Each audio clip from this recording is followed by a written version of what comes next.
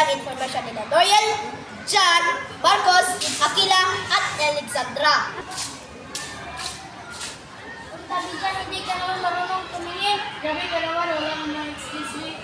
Marami ngayon ang nakakalimot sa simpleng paggalang. Malikit man, malaki ang epekto nito sa ating samahan. Diyan na, dadaanan po ako. Salamat po. Tingnan niyo, isang po at salamat lang. Umagaan na ang pakinabdam ng lahat.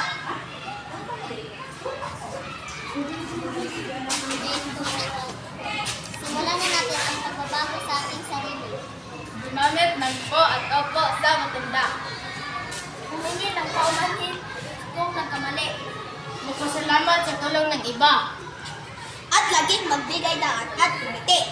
Ang paggalang ay simpleng kilos, pero malaking tulong sa pagkakaisa. Gumalang, gumanda ang samahan. #gumalang challenge. Simulan mo na ngayon.